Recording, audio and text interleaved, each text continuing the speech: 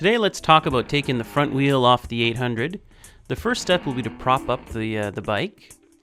Now let's take a quick look at the tools we're going to need. We're going to need a T30 Torx for the ABS speed sensor if you have ABS. We're going to need a E12 Torx for the brake calipers. We're going to need a T45 Torx for the pinch bolts on the axle. And we'll need a 17mm socket for the axle itself. And this little doohickey, you don't really necessarily need it, but it does help. So if you don't have ABS, you won't have to do this, but first thing will be to remove the ABS speed sensor. And I just pull it back out of the way so it doesn't get jammed up. The next thing I like to do is remove the calipers. Now BMW, in their service manual, doesn't indicate that you have to remove the calipers when you do this, but it makes putting the wheel on so much easier because you're not trying to simultaneously thread the axle and line up 2 discs and wedge apart 4 pads and all that. And literally it's 4 bolts. It only takes, a few extra seconds to do it this way.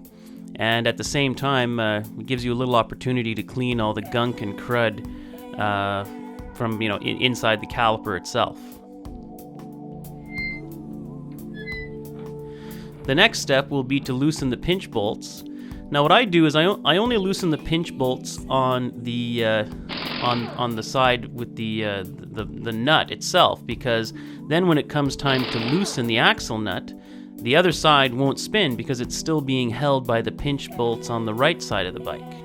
And now you can take your 17mm and loosen the axle bolt itself.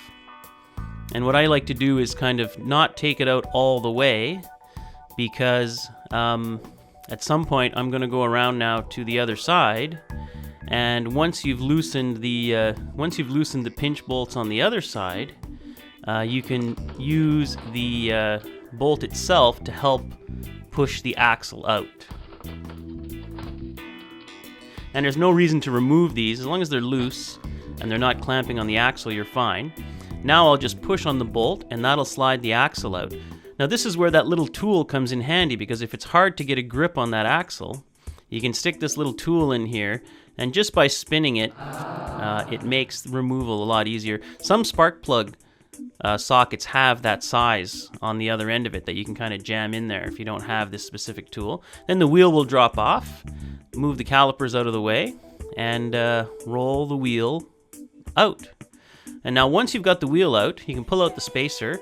Good idea to stick your finger in on both sides and make sure that your wheel bearings are nice. And these should turn really nice and easy, and if they don't, well, you'll be changing them.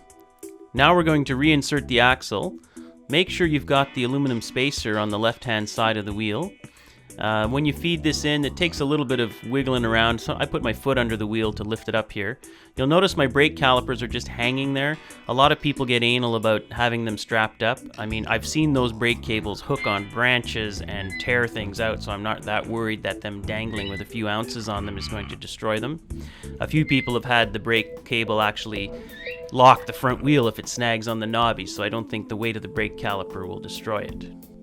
Now it's time to tighten the axle bolt itself to 30 Newton meters. I'm using a wrench on the other side that fits into the hollow part of the axle to keep it from rotating. And the fun thing with this torque wrench is it'll actually tell you what the actual value was that you did tighten the fastener to. And then it's time to do up the pinch bolts to 19 Newton meters. As you can see, I write the torque values right on the bike with a Sharpie just because I'm taking them off and on enough and I can never remember what the values are.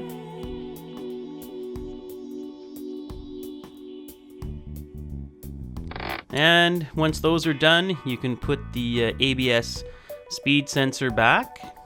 Now there is a torque value for this. I think it's 8 Newton meters. This is the only time I've ever actually used a torque wrench on this fastener. I mean, you're screwing down a little plastic tab here, so I wouldn't go crazy. But because I was actually documenting this, I figured what the hell, I'll actually see what the torque wrench says, and 8 Newton meters obviously isn't very tight.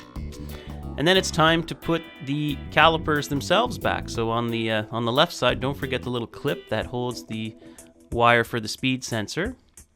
and then feed in your 2 bolts. Now these bolts are put in dry threads, no oil, no Loctite, no nothing. And these are one of the things that it probably is rather critical that you actually torque these to the right setting. And I believe the factory setting is 38 Newton meters. We'll do the same thing on the other side. We'll make sure we clip in our little wire. And voila, you have just removed and installed the front wheel on your BMW F800GS.